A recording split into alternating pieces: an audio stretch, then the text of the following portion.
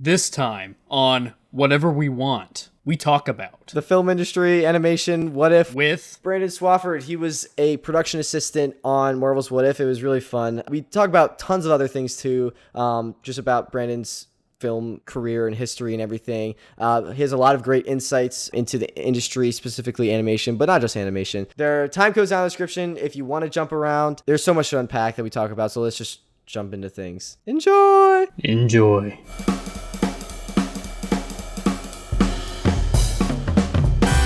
PreBanter, peanut butter. Daniel, how are you doing, my friend? I'm doing very well. All right. Very, very well. Yeah, we have a huge, long episode, so I really don't want to do anything pre-banter. You want to just hit the introduction? Yeah, let's just jump into it. Yeah, hit me with it. You may want us to talk about this or that, but we don't care. We're going to talk about whatever we want. Welcome back to Whatever We Want, the podcast where we, Jake and Daniel, two devilishly handsome gentlemen, talk about movies, TV shows. We also interview industry professionals, like this episode, and we get behind-the-scenes insights, filmmaking techniques, all that jazz, and more.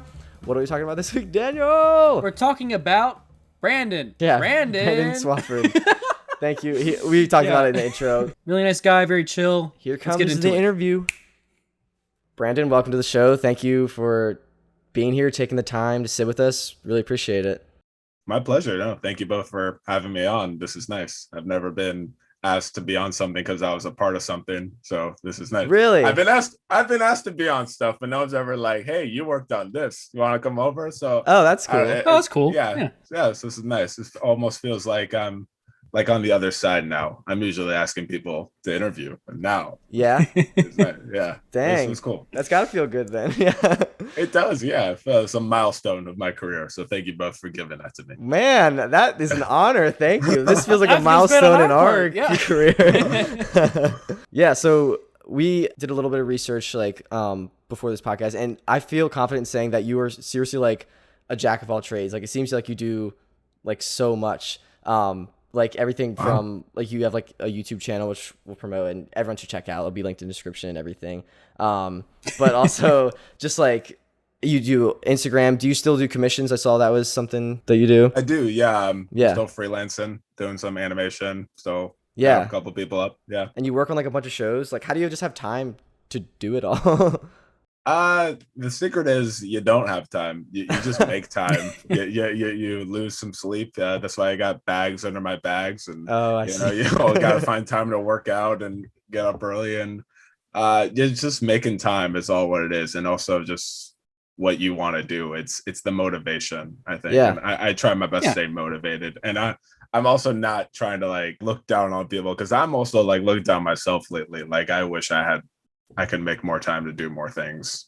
Yeah, I feel like everyone feels that in some regards sometimes, but yeah, that's good. Just like staying motivated. How did this journey start for you? When did this passion ignite? Really, when I was as long as I can remember, I think it really started when I was like 3 years old and watching The Lion King, or when I was 2. Wow. Yeah, and I had this feeling of like I wanted to be a lion. And then my parents just were like, that is not possible. You cannot be a lion. Okay. But I just kept watching it. And then it hit me that those were moving drawings. And that's what blew my mind, because every character in that movie felt so real to me. And I was like, I want to do that too. I want to make something that's as real as that. And yeah, just like watching movies and everything, and something like The Lion King or like something like Pulp Fiction made me want to be a director one day. Just that hit the spark right there for sure. That is awesome. That's awesome, dude. I definitely relate to that. I feel, because I'm similar, but for like game design. Because I was playing games and like one day it just clicked. I'm like, wait, people get paid for like making games?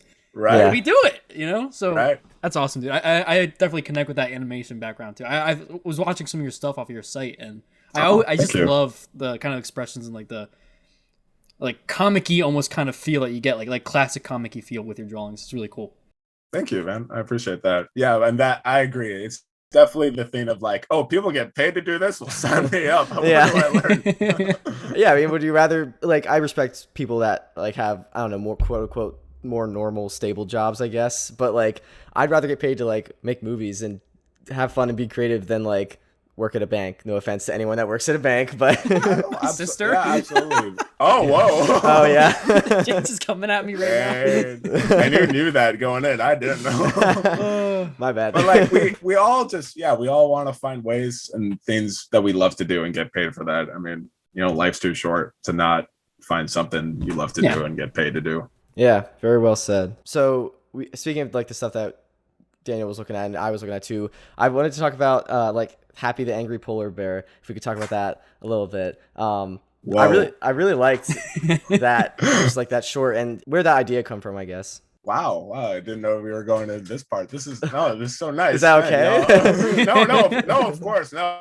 Everything's off the table, yeah, of course. But yeah, no, I actually that was my senior thesis in college, and senior thesis is what you do, and us animation majors, we got to make a short film for our thesis, and all of junior year, you're planning it. You're thinking of like, what's my film gonna be? I had a few ideas, but I really got the idea from going on a camping trip with my friends that I didn't end up wanting to go on at one point. But it was with my fraternity, who I love those guys. So like, no disrespect to them, but like, I just didn't want to go because I felt busy.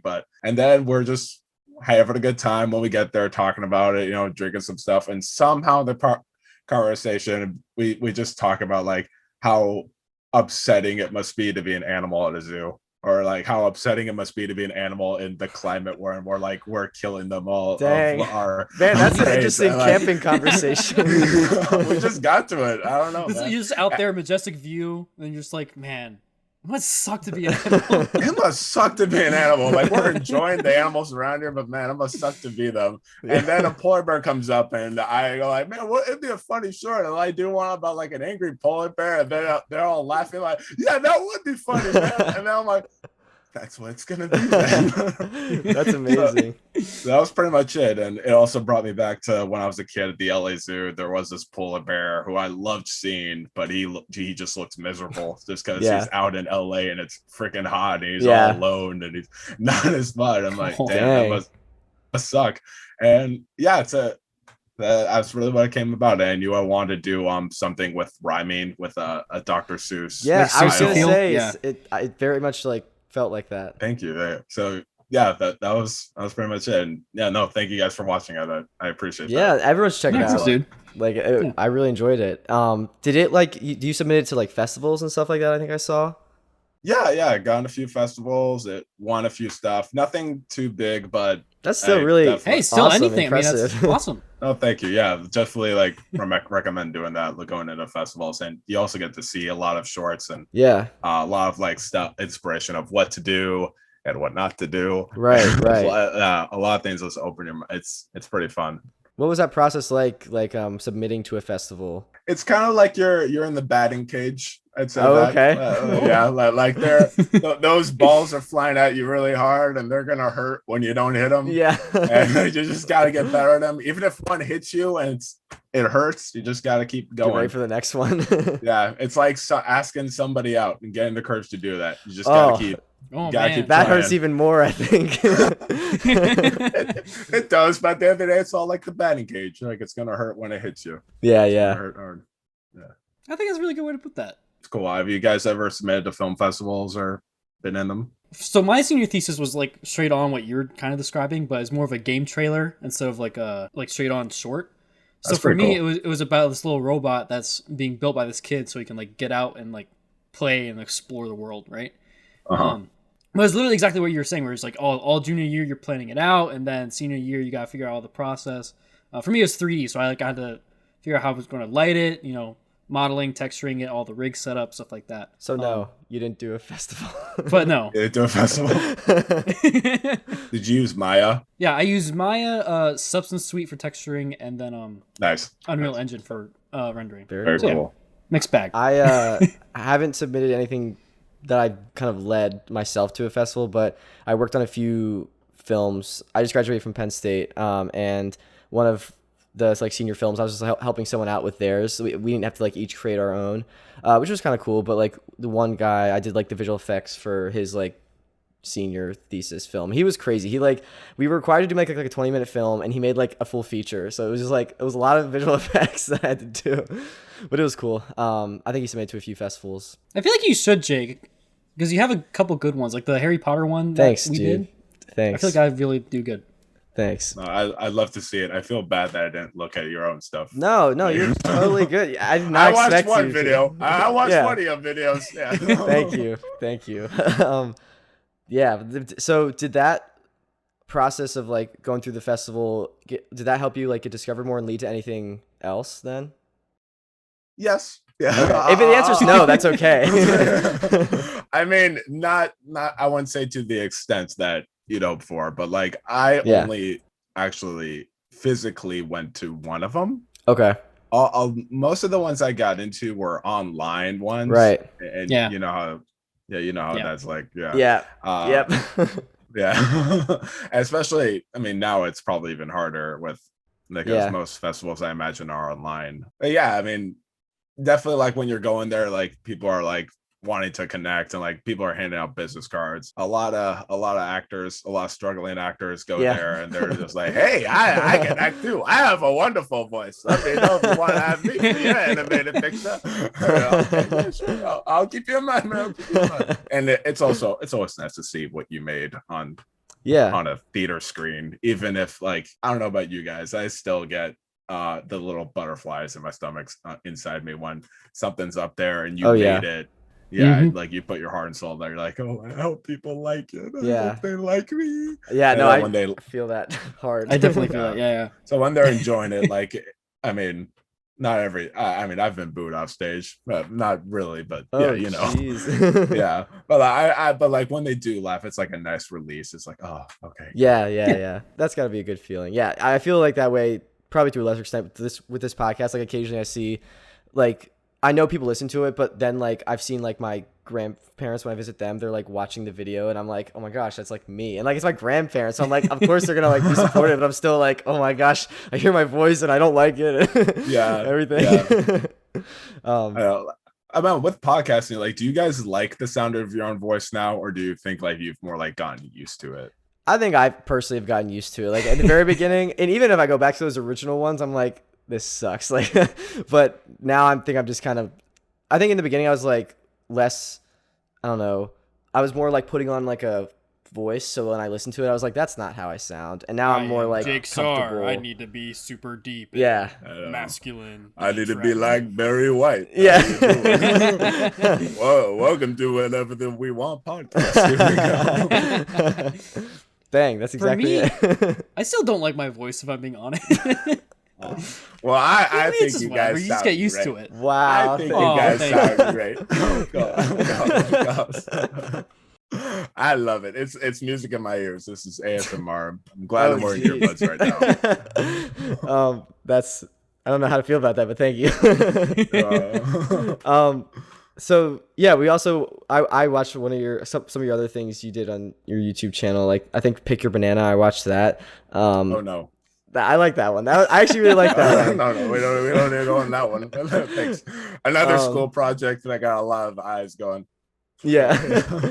And I also saw you had some like live action stuff that you did like on your channel, so that's cool. I don't think I had this in my questions above. I don't know if I asked this though, but like what specifically like in the industry like are you working towards that like you want to end up doing, I guess? At the end of the day, I do want to be directing either in animation or live action or both. Okay. I do have a love for both of them. Yeah. And yeah, or I mean, I do miss acting a lot. I mean, it's harder now to audition for stuff. Yeah. I'm sure you probably can, but the thing is around why.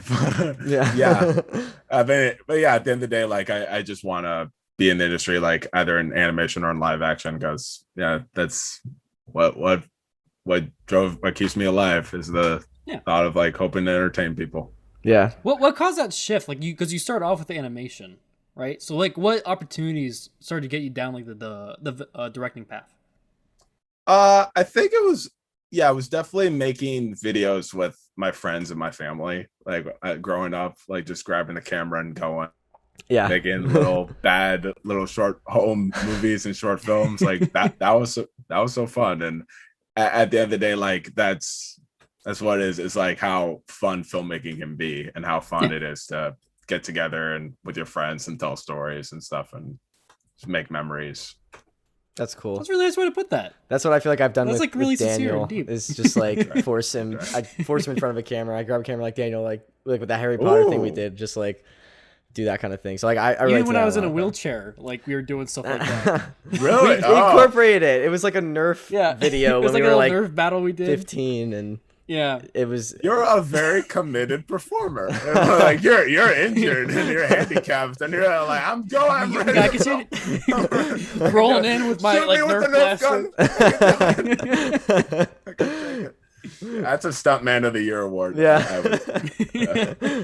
Yeah, but I wanna pivot quick and just talk about now some of like the projects you, I don't want to say like bigger, like more like you're part of like a machine or like some of the stuff. I mean, your IMDb the things is that have like heavier popping weight off. Like it's in the name, I guess, probably the best way to put it. I don't know. I liked Happy the Angry Polar Bear. Like me too. That's some the thing. other like, things it's great. that I've seen recently. So that is you don't need to sugarcoat it. It's fine. Happy the Polar Bear does not have the same eyebrows pop as like Marvel's What If or Mickey Mouse and Wonderworld. So no, but thank you. I appreciate that. Yeah. But that is a good segue. Yeah. So I mean, your IMDb, I was looking at it, is like there's a lot of things you're working on now, which like how does that feel just to like be a part of all these like cool projects that are like like household names now? It feels pretty nice, man. I can't lie. Yeah. I mean, sometimes I go on and look at my IMDb and just go like, man, it's another day of being me. I just walk outside, and take my robe off, and just let the world see me for home. No. You're like, I'm a production assistant, world. You can't stop me. That's digital coordinator, baby. Yeah. No, I'm kidding. No, it's humbling for sure. And at the end of the day, I try not to let it get to my head. But that's good. I'm grateful to be a part of so many awesome projects and so many awesome titles. And no, it means a lot. And it always. And me being the narcissist I am, whatever my name pops up in the credits, I say, "Everyone, shut up!" And look at him it was nice. I feel the same way. It's always nice. It's always nice. Whatever. Yeah. No. It's always humbling for sure. I appreciate it. So you've worked as like a digital coordinator. I think most recently it was like Monsters University or Monsters at Work. Sorry, not Monsters University. Monsters at Work and like the Mickey Mouse thing you were saying about. Like, what are like the roles of like a digital coordinator? Yeah, a lot of what I was doing is I'd go into the animation folders or files. I mean, such as Harmony or Maya. Or in some cases Nuke, and I just go in and export JPEGs or all the sequences. And a lot of what I was doing was just sending things to publicity or sending things to the parks.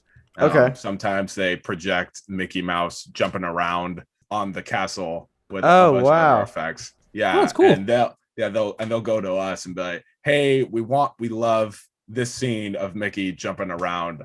But we just want Mickey. We don't want the background. We don't want Goofy next to him. We just want Mickey." So then you go in the scene, you export him, send him over. Dang, that's cool. That's pretty sweet. The castle, like that's a big deal. Yeah, in some ways, but no, it's always nice and humbling. And my favorite things I got to do is color for DuckTales.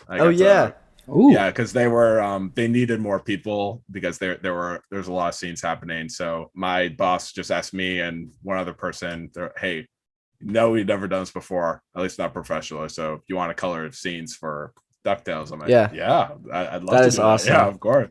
Yeah, so I mean, that was like the beginning of my quarantine was coloring scenes for DuckTales, working remotely. That's cool. There's worse ways to spend quarantine. That's a good way to get that kicked off. Exactly. Yeah, no, it was nice and just grateful I had a job during quarantine we're still in quarantine in some way. Yeah. But how is it in LA like right now? Oh, it's weird. Yeah. It's weird that because like the mask mandates is like some people are like, sometimes I'm going into Ralph's and like I see people without a mask and that's scary. Yeah. I was like, put your mask back on. You're so ugly. but no, it's weird. It's also just hot, so I think it brings people down. Right. The heat just makes people upset. But. Yeah, I was in LA beginning of 2020 for like my school, like had a program, and I was like interning out there, and then like COVID hit like during my internship and everything, so like everything shut down, and like it was just like crazy. So I haven't been back since then, so I was just wondering like I guess what it was like. Yeah. Planning on moving back soon, hopefully. You're not missing much. No. Yeah. Well, that'd be cool if you came down here, man. Yeah. Fun. Maybe we could like hit each other up or something. Yeah, that'd be great. You mentioned something about like coloring, like when you were coloring for DuckTales. I think that's like really cool, and that's I guess what you got to do is just like you got to be at the right place, right time, kind of thing. And because you like have I guess like proven yourself and like as a good worker, like they allow you to like take that responsibility. And I think that's really cool. Like that's like a cool story how that happened. I don't know. I don't have a question or anything. I just thought that was cool, I guess. Hey, thank you. Well, part of it's also like they were in desperate need for more painters there. So it's like, you do this or you're fired. No, I'm kidding. They were all very like, hey, like you can do this. That'd be awesome. Yeah. And I was like, yeah, I'd love to do this. Yeah. Yeah. Has there been more opportunities like that happening though because of COVID and the quarantine, or has it just been more just like, because like there's a big transition from being like at the studio to like everything kind of getting more online. So has there been more stuff like that happening like throughout, or? I mean, not that I know of. I mean, I'm not at Disney anymore. I'm now working on Bob's Burgers as a cool production assistant. Yeah, that's the new thing, which has been awesome, and everyone there has been super nice. I'm learning a lot. But I mean, I think at the end of the day, there are more opportunities, like because people want more work, and there's a lot of people, like more people are watching TV more than ever now. That is like true. Everyone's staying home. Everyone wants to watch content. Everyone wants more content. But I think at the same time, there is more opportunities, but at the same time, like people are afraid to spend too much money. Yes. The way things are going now. Like, yeah. Yeah. So it's a mix of both bags. I'm also not, I don't know if I'm the best person to lay that on the line and say you're better than us. So. Yeah. I don't know about that. I don't know as much as you guys do.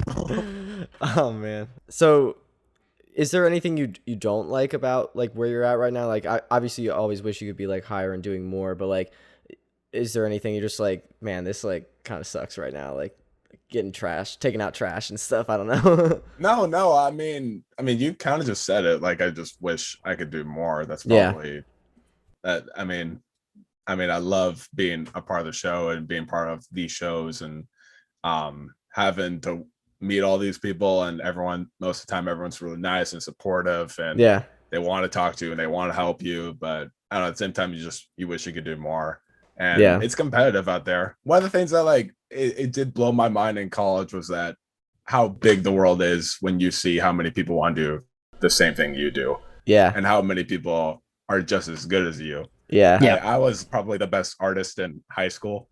Sorry, Luke. But if you watch this, buddy, I'm better than I'm kidding. But it's like, I don't know. It's almost like how you feel when, I mean, I don't know if any of you guys are athletes or football players, but like the star quarterback. Do we look like football players? We're in a podcast. You never know. I appreciate that. I've always seen the top half of you guys. I'm not seeing the bottom half. You're right. I'm not seeing your arms. I think I have a track and field shirt on, so that's what I did. Okay. Yeah, we both did track and cross. Yeah. So boom. Yeah, same. You did? Sweet. Yeah, that was the only sport I could do. No coordination required. You just go. Exactly. All I need is just the gun going. I'm like, okay, I'm going. Then just run till I'm told to stop, or I die. Wow, we got a lot in common. This is pretty awesome. Yeah, but you guys know, like, if you're the fastest person in your high school, you're not going to be the fastest person in your college. Yeah, no chance. Probably not even going to be the top 10 chance. The top 10. You probably won't have been good enough to be on the cross country team if they have one. Yeah, no, I definitely wasn't. I definitely wasn't. Well, we didn't have a cross country team in my college, so I'll never know. Our school. So exactly. Yeah. But yeah, it's like it does always blow you away, and like, wow, there's a lot of humans out there who want the same exact thing I want, and who are just as good, if not more talented.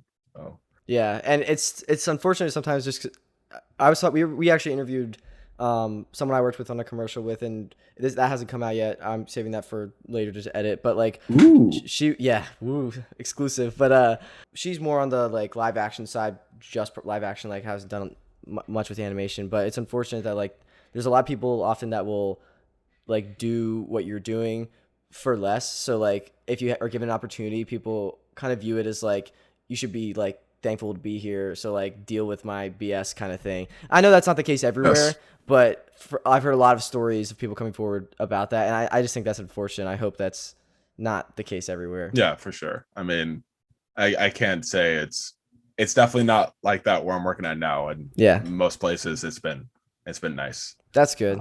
That's good. Yeah. How did you get to have all these amazing opportunities, work on all these amazing shows? Like, was it just like you got your foot in the door at one place and then one thing led to another? Like, how did that come about? It's a bunch of interviews. You're going on a bunch of interviews. You got to go to a lot of little conventions and things to meet people, to shake hands. I mean, it's harder to shake hands now. Just put sanitizer on. Like, here you go. But yeah, I mean, it's a lot of that, and just a lot of like supporting friends. I mean, that's probably the best advice I could give anyone, or any advice I'd be qualified to give, is just supporting your friends and not get too jealous when like your friend makes it in a show, or like he's acting all of a sudden and he just picked up acting and he made it on a big NBC show, and it was like, it sounds like it happened, something very specific. I love you, Miguel. I'm just going with a friend I know who's on an NBC show.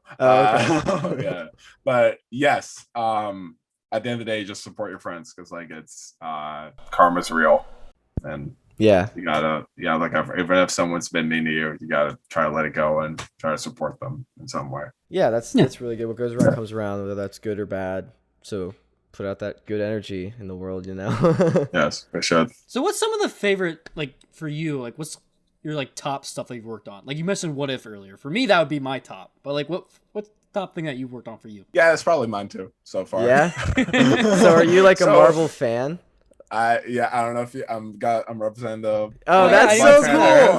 Speaking of Simba, and that's so cool. And T'Challa, this is one of my favorite shirts. Where'd you get that from? Good. I got it back in 2016. It was from, I think, T Furry's the name of the site.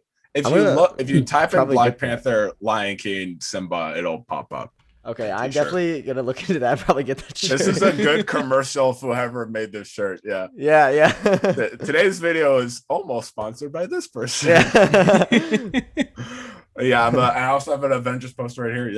I love Marvel, cool. And working there was a dream come true. Even though I was a PA job, so we all know what that's like. But everyone there was very nice. It was a wonderful experience. I got to learn a lot, meet a lot of cool people. The two writers on that show, AC Bradley and Matthew Chauncey, they're wonderful, and they're brilliant. I one of the best experiences I had was I got to read the first 3 scripts at that draft that they were, and that they blew my mind. And really? I just told her, like, this is the best scripts I've ever read. Oh, it's incredible. He's like, oh, thank you so much. I'll say to you. Yeah. They're like looking for feedback. You're like, it's perfect. Just do it now. Right. I was just doing it now. Just release it now. Just release the script. That's it. But it was definitely a dream come true. I'd love to work there again one day. And everyone there was awesome. And and also it's a really, really, really good show. I've been enjoying it so far. I might be slightly biased, but we're enjoying it too.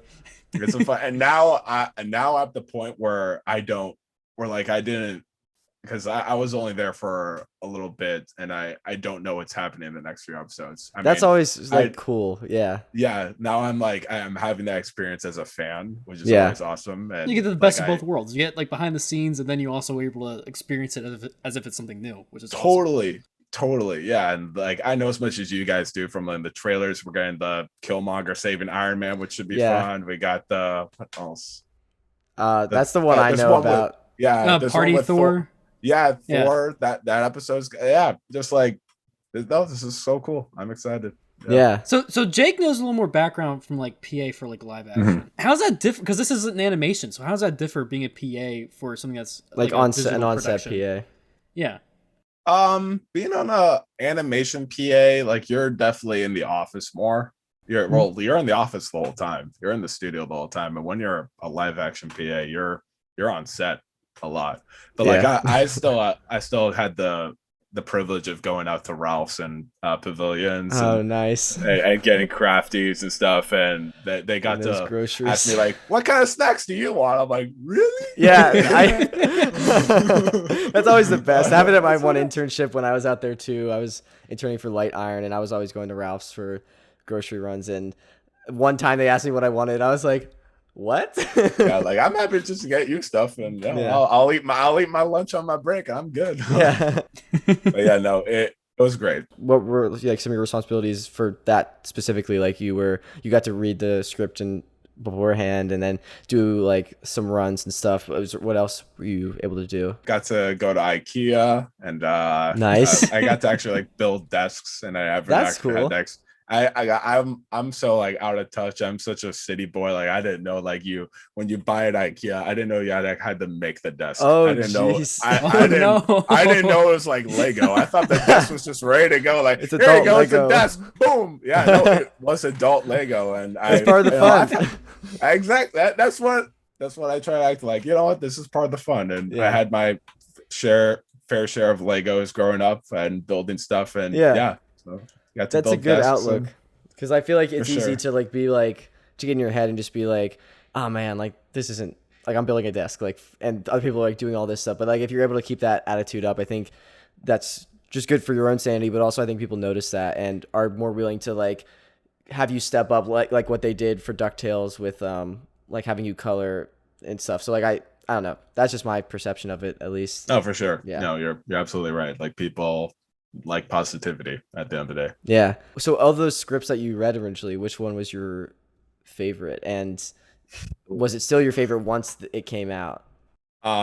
Yes, the third episode was my favorite. Yeah, the like murder mystery one. Yeah, I only got to read the three of them. I only got to read Captain Carter, T'Challa as Star-Lord, and then the third one. That was my favorite. That blew my mind. I even wrote on it, "This is incredible." Because what I was doing really was just like counting like the scenes and counting the characters, how many lines each character had, props, effects. Yeah, that was what it was really for. Yeah. But honestly, every new episode so far has been my favorite. Really? So like when the Doctor Strange came out, that was my favorite. And the zombie one just came out. That was my favorite. That was awesome. And I want a whole series of that. I don't know about you guys. Yeah. Of the zombies one? Of the zombies? Yes. I want a part 2. Like we were theorizing in our last episode. We were like, I think part 2, this would happen. But like, we're like, we don't think part 2 is happening, which I'm kind of sad about. I think they can. I think they can make it a series. I think they can stretch it out. I think we can start at like different perspectives. Like, because we don't know what. We don't know what happened to Thor and the Guardians if they made it. True. Yeah, that's the thing. Like, that's true. Thor's path would not have been impacted. Yeah. Until he got to Wakanda. So like he would have come to Wakanda, had that epic entrance like in Infinity War, and then just seen zombies. Oh, no! Yeah. Like, bring me Thanos. Oh no. I mean, Gamora's probably gone, but that's probably it. Yeah. Yeah, Gamora. Maybe, Quill's probably gone. I mean, knowing his dumbass. I probably just stepped wrong and became a zombie. If Cap didn't make it, he didn't make it. Let's be honest. Yeah. Well, I think this series has really shown just how like OP Ant-Man is. Like, like in the third episode, like he just took down the Avengers like himself. Like Hank Pym is ruining everything. And then in Zombies, he infected the Avengers. So like, and also we were talking like in Zombies, like, with the swarm, like they like Hope like used the swarm of the ants to like kill all the zombies. That was metal. Why didn't you do that more though? Like I think that would have been like a way to just like, well, we were said last time that we think it's because maybe they became zombie ants when they when they ate all those things. Maybe they died. Maybe, or they're just like, we're really full. Ants just, like, don't have a very long lifespan, so maybe they all just like we're like, that is true. Yeah, that is true. Because it's tougher when they're even like bigger. Actually, yeah, that'd make more sense because like we know when Ant-Man gets super big, he gets like exhausted super quickly. Yeah. So like, yeah, that's probably it. Yeah. It's just like they had a bunch of Thanksgiving dinners and now they're just like full and like passing out. Well, whenever I eat of Thanksgiving, I always feel like I'm about to die. Yeah. So I don't blame the ants. Never mind. No. Yeah. But yeah, I've been loving this series so far. And I feel, I mean, just for this series, but also just in animation in general, I feel like a lot of people like write it off as just associating it with like something for children. Do you like get upset with that? Because I completely disagree with that. But do you see that in the world? Or I mean, I try not to get upset about it because I know they're wrong.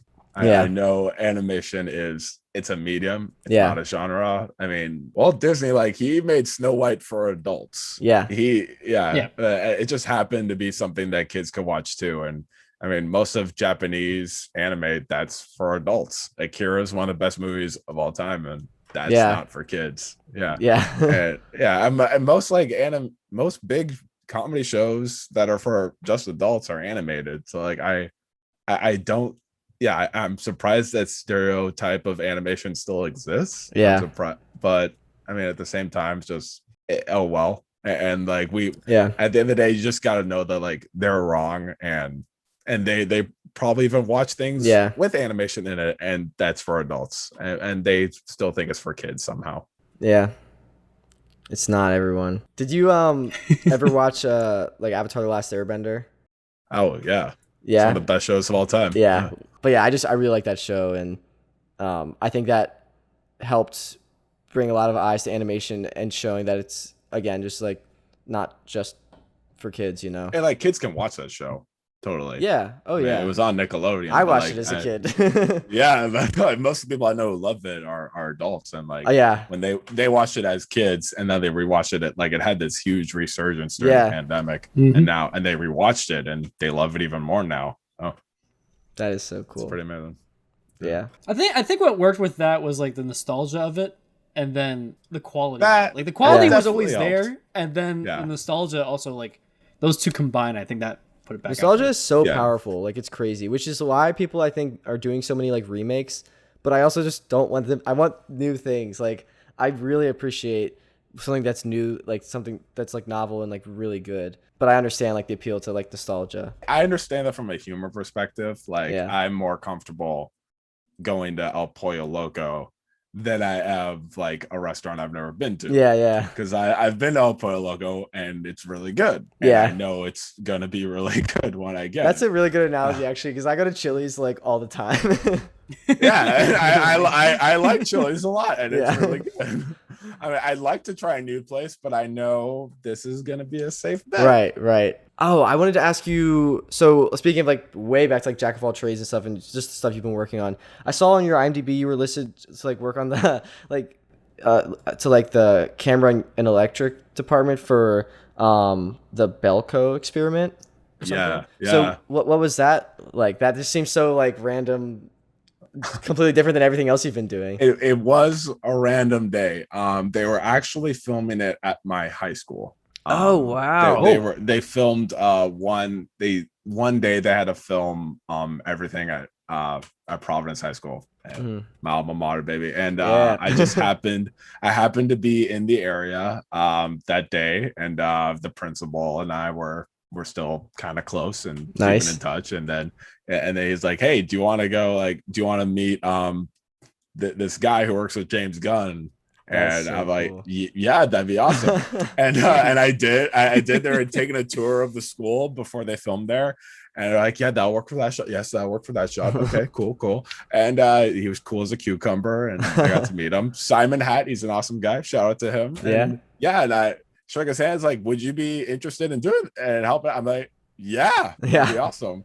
I think I kind of was like, hey, like if you need help tomorrow, I'm down. It's like, okay. And you're like, that impresses people when they're when you go like, hey, I'll help you out. Like, okay, sure, why not? And he was nice enough to write me an email, write me a text, and be like, hey, you want to do this? I'm like, yeah, I would love to. So just kind of, I was a grip and a gaffer for one day at Providence High School, and they they shot like all day, all these different spots around the school. It kind of blew my mind how what you could do in just like one space. And no, it was an awesome experience, and definitely learned a lot. And it was cool. So that's another piece of advice. Like, just say like, always offer like, hey, if you ever need help, I'd love to help. They're probably gonna say, sure, yeah. I'm trying to imagine that with Redland, like our high school. I can't see. And like going back and like, you never know. Yeah, like they've shot a lot of movies at my college, Woodbury University, and and I'm seeing it a lot in a lot of stuff now. And I'm going like, God, if I should have been at the right place at the right time. You can always say that. Yeah, you can always say that for sure. Yeah. So how was that, seeing that when that came out? Did you enjoy that film? Oh yeah, I enjoyed that film a lot. It's fun B-movie slasher thing. Office Space meets Battle Royale. It's a fun movie. Yeah. Cool. And when my name's not in the credits, but I put myself in IMDb anyway. Nice. And, I when all the shots came on the day I was there, I went, yo. Yeah. There's one part. Yeah, there's one part where there's snow on this guy, and I was the guy like putting the snow machine out. Nice. So that feels nice. I'm like, hey, that's snow. That's my snow, baby. That's my snow. And you didn't get a credit? What the heck? Hey, it was one day. It was one day. No. I'm joking. Yeah. You're over here doing just Snow Bay. Salt Bay. Snow Bay. The guy's like, "What are you doing?" I'm like, "I'm doing this right." I'm doing this. This is the right way to do it. This is the right way to do it. He gets into the editing room, just like, "Dang, he was right." They're like, "Damn, that was perfect." Yeah, that was the shot. That was the best shot. The other things I have listed here: DuckTales, Big Hero 6 series, the Phineas and Ferb movie. How was that? That was cool. I actually watched that. I think, like when it came out, I saw like an ad for it. I was like, I'll watch that, and I really enjoyed that. Yeah, no, that was a good one. It was that was a fun experience too. It was also a lot of the same thing. A lot of like going into Harmony in this case, my bad, and then sending it off to people. But one of the fun things I got to do was almost like not a punishment in a way, but something that like, I don't know. It's like, hey, like one of my coworkers was like, hey, like, I need help on this scene. Can you, I know you're busy, but can you please do it? I'm like, yes. Yeah. So and they're like, oh, okay, great. So, and then when that scene came on in the movie, I went like, yes. Yeah. Wait, so what did you like, how did you help with that scene? Oh, I had to like I had to like go over some of the line work and repaint it. Oh, that's cool. Oh, that's cool. On one character, and it's a pretty long scene. Wow. I think the character's walking around a lot, so yeah. So I was like, hey, that's my coloring. Are there any like studios you really want to like work for one day, like Pixar or anything? I know Pixar's like a huge name. Yeah, that'd be a dream come true. Yeah, for sure. I would love to work on. I'm pretty easygoing, but one of the things, I mean, I don't live in Japan, so it's different. But like the Star Wars Vision shows, something like that. That would, I mean, you heard us talk about that, but yeah, we're excited for that. I heard. I watched your episode. Yeah, it's a good one. And thanks. Yeah, that trailer just blew my mind. It looks incredible. I can't wait to watch that, and I'd love to work on one of those someday. And that'd be awesome. And Disney Plus experimenting with stuff like that, like doing more 2D and just and just like embracing their IP and like just showing what they can do with it. Something like with Star Wars Vision, something that's inspired as that. Yeah, I'd love to do something like that. Yeah, I'm also not picky. I mean, I'll work for. I'll clean the toilets at, I don't know, on Michael Bay's next movie or something. Yeah. I actually, when I was in LA, I got to work as an assistant editor for one of the assistant editors on Michael Bay's The Six Underground or whatever. It was after that wrap. Wow. So he gave me like a crew hat. And I was like, I feel like I don't deserve this because I would work on it, but this is so cool. That's awesome. Wow. There's just so many explosions in his movies. It's crazy. Did he have any fun stories of working with him, or? He just said that. I asked him, and he said that Michael Bay is just very like particular about like everything, even in the editing room. Like he was very involved, more so than like he originally thought he was going to be. And that he was very like intense, but like in a good way, almost like just like knew what he wanted and knew how to execute, like get that out of people, I guess. That's cool. Yeah. Well, have you guys heard the Ben Affleck commentary on Armageddon? No, I haven't. What's that? No. Oh, it's wonderful. There's a DVD commentary that Ben Affleck did, and you could tell that like he was doing a few tequila shots for it. Nice. Like he was feeling it. And there's one part where he's talking. It's like, I asked Michael why it was easier to train oil drillers to become astronauts than to train astronauts to drill a hole in the ground, and he told me to shut the fuck up. And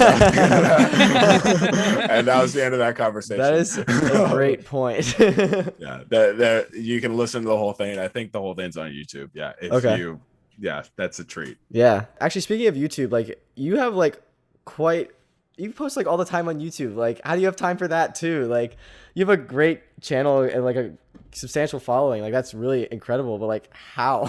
Well, first up, thank you. I really appreciate that. Yeah. I only just wish I could post more. I wish I could make more time to do more videos. But I started that channel when I was in middle school, so it's kind of like, I don't want to say like I've become an expert, but I kind of have like gotten my technique down and got the hang of it. Yeah. And there was a point where like in 2019, when I worked at Marvel, I stopped. Yeah. I got too busy, and also with the kinds of videos I make, with the trailer mashups I make, I was like, I don't know if I'm allowed to do these. So I'm just not going to do them anymore. And I put out a video saying like, thank you guys, take care, goodbye, going on hiatus. You can still watch these things. And then took a break, and then I came back because it's like I found out, oh no, you can still do these. I assumed I couldn't. And then but that now the audience is smaller now. Like, right. YouTube punishes you if you take a break. Like, yeah, they hate the YouTube hates my guts. My goodness. But yeah, it's just like keep going every day. And like, I don't know, I think it's what like just keeps me going is that like I do enjoy editing and I enjoy drawing. It seems like you really do, which is key for this, I think, which is also good. Just a good drive. Yeah, and like a lot of people ask, like, what do you do in your free time? I'm like, I draw, I edit, and I write. Just do more. Like, just do more. I was like, no, that sounds like work. That doesn't sound like free time. I'm like, no, I enjoy it. It is work. That's awesome. I think people like that, like you, I think you're going to, I mean, you are succeeding, but you're going to like fly and go even further. So, thank you. Yeah. Likewise. Thank you. I appreciate it. We appreciate it. Yeah, I think I just saw you had like an unboxing video like with Loot Crate or something. You got like a sponsor. That's incredible. Yeah. I mean, it's not doing that great. I mean, I didn't think it would, but yeah, you guys can check that out of me. I've never unboxed anything before. I mean, on camera, so that was exciting. Yeah, that's cool. I've had people film me, like, I don't know, when you guys are opening presents. Sometimes people film you. It's like, well, I gotta react now. I gotta perform now. If that camera's out there. Yeah, I have one last. Actually, two last things. Sorry. First thing. You can do 5 last things. Okay. I'm good. I just want to respect your time and everything. Appreciate you coming on. But you talked about like your inspirations from like The Lion King. Do you have any specific like people in the industry you look up to, or any specific projects you always come back to as like, yeah, this is why I'm doing this kind of thing? Yeah, totally.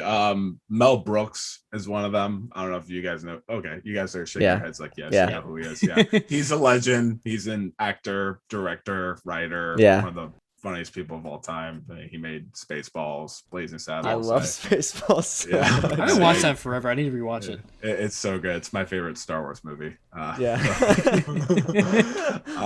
He definitely like inspired me at a pretty young age. I watched Young Frankenstein before I knew most of the jokes. I was really little, and one of the things I got to go with my grandpa and my dad. We got to go to a screening of Young Frankenstein.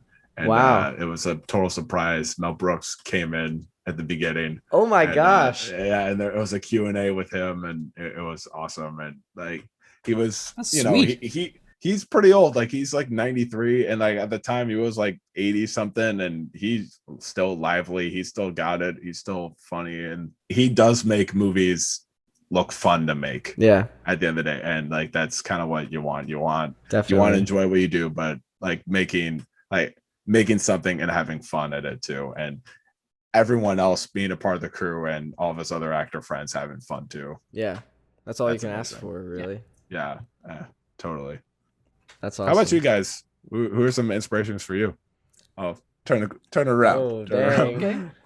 Jake, you want to go first on this? You want me to go first? I'll go first. Jon Favreau, without a doubt. I love Jon Favreau so much. Nice. We were talking about the Marvel Zombies episode, and when he's like going blam blam, like with his repulsor, and my only thought was like, this man made the Mandalorian. Like, how incredible is that? It's pretty awesome. Yeah, and Chef. Yeah, Chef's one of my favorite movies. Chef. Chef was so good. And also just like Elf was like one of my favorite. It's like my family just always watches that during Thanksgiving for some reason. But like, and then I found out that like he directed it. Like, I found out like years ago, but I was just like, what? That's incredible. And then just everything since then, and like what he's doing with the technology from like Lion King and stuff. And I don't know. I respect him and everything he's doing a lot. Yeah, Elf makes me cry every time. Yeah. It really does. It's the heart. It does. It's just so joyful. It's a wonderful film. I just saw a video that said that Will Ferrell like actually ate all of the candy and stuff. Like it wasn't like fake, and he like got like a migraine or something. Like which is like A+ for dedication, but dang. I know. We don't deserve that man. The entertainment, the things he's done for our entertainment and for our laughs. Like, God bless him. Yeah. How about you, Daniel? Okay, so when it comes to film, I'm like in the same boat as Jake with John, but for game design, John, you know, first name basis. John, I know. I was just about to say, like, damn. Okay. But for game design, I've always been in love with Insomniac games. Whether it be from like the origins with like Spyro. I mean, I always grew up with the Spyro games going up. And what got me into the game design, like I talked about earlier, was when I was playing one of the Ratchet and Clank games, and I found the Insomniac Museum. And from that, I was able to like see like the behind the scenes of how they made the games and all that. So that's what really sparked it for me. And now, even now with like all the Spider-Man games and all the did you see the new stuff with that Spider-Man game was just announced? Trailer. Oh yeah.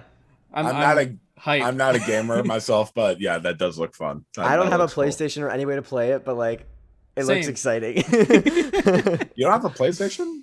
No. I had a PS4, but I don't have a PS5 now to do like the new gen stuff. Oh right, yeah. That's ridiculous. Man. I'm an uncultured swine. I keep forgetting there's a PS5 now. I'm like 4 consoles behind. I was like Xbox 360. That's all I need ever. All right, before we wrap up with the last question, I want to remind everyone that if you are on Apple Podcasts or YouTube, please leave a review or comment and let us know. What should we talk about this time? Let us know your film inspiration person you look up to. I'd be interested to hear about that. Yeah, all right, on with the show. Okay, so last question I had was, I tried to ask this to everyone that we interview, but was there like a job that you had before you got into the industry that like you are taking like some of the lessons from that job, like completely like unrelated to the industry, and you see yourself like applying them to the industry like all the time? Like the example I give is I worked at FedEx for a few summers like back in high school, and they like drilled in me like how to pick up a box with your legs and not like your back, because you didn't want to hurt your back. And I use that all the time like on set to like carry things. So that, is there anything like that you know off the top of your head? Any odd jobs you had? Okay, yeah, actually, yeah. I was a server at a country club. Yeah. I had a couple internships at the time, but like, you know, this was something that to get money. This was a nice side hustle. Yeah. You know? Yeah. And one of the things I learned was when people ask you something and you don't know, it's better to say I'll find out than I don't know. Yeah. And just like go on about your day. Like, I don't know, ask him. People, I don't know, just people want to, I don't know, it's the waiter motif of like, I will figure it out.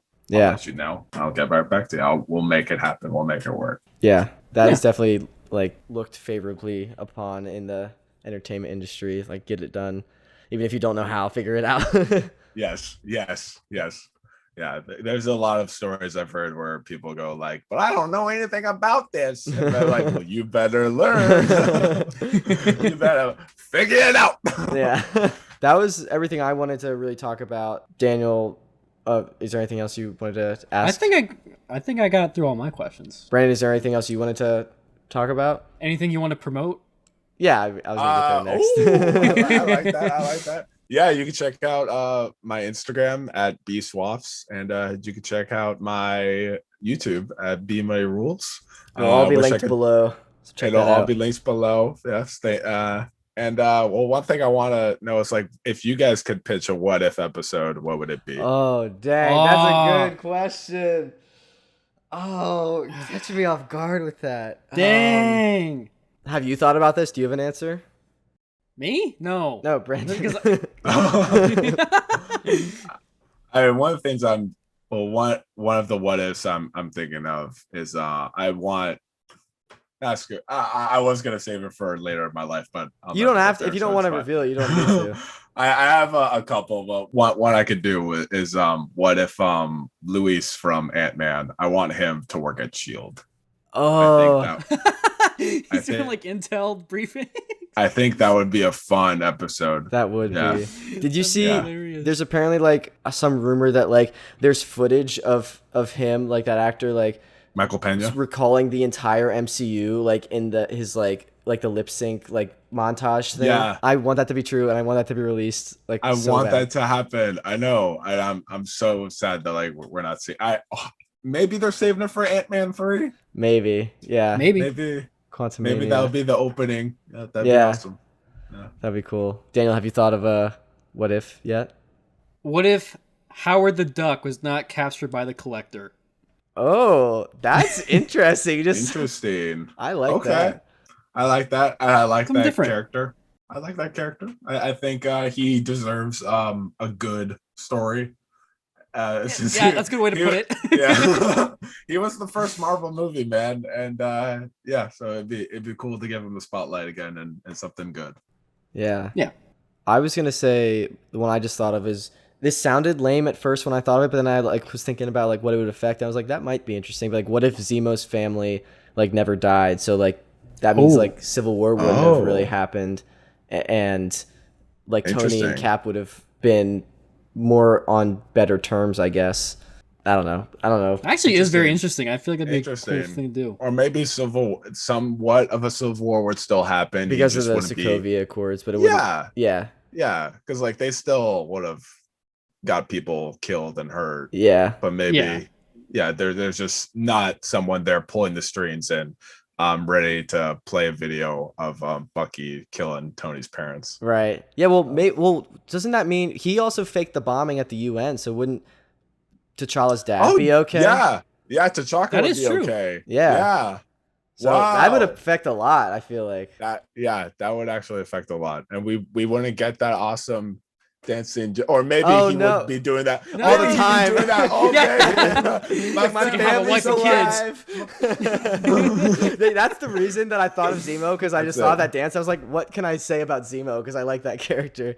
I do like that character. Dance.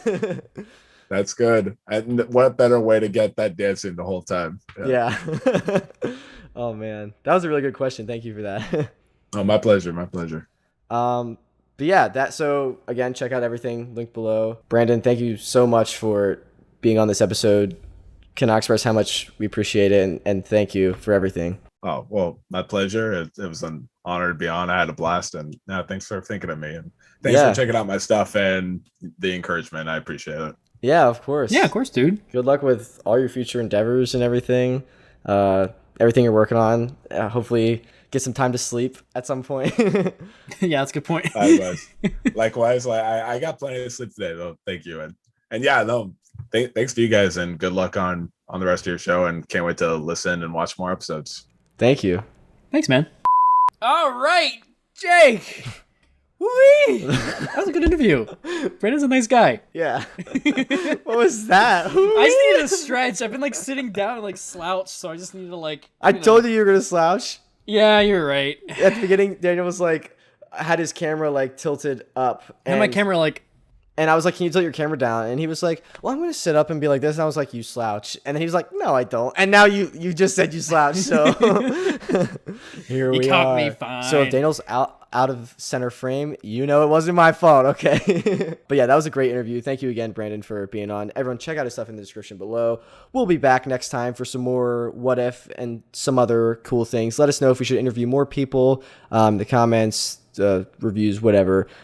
I enjoy interviewing people and want to get more industry professionals on the show. It's a good way to talk to people, meet people. Brandon was really cool, so yeah. It's always nice to talk to other like creatives, you know. Yes. That's one of the coolest things about it. Because I mean, you get to just pick people's brains and be like, hey, what do you think? Hey, give me the secret sauce. No, that's not the purpose. I thought that the question about like what if we what if would we do? That was a good question. Cool. Yeah, I like that. Thank you, Brandon, again. All right, ready for Patron Shout-Outs? Yes, I am. Yeah, Daniel, you got me. Hit me with them. Cue the Epic Stars music boost. We got Patron Lori, Frank, Rick, Lisa, Evan, Tony. Thank you so much for pledging the tier. You can see the shout out if you want to support us over on Patreon. The link is down in the description. You get episodes early, cool perks, special benefits, all that jazz, and more.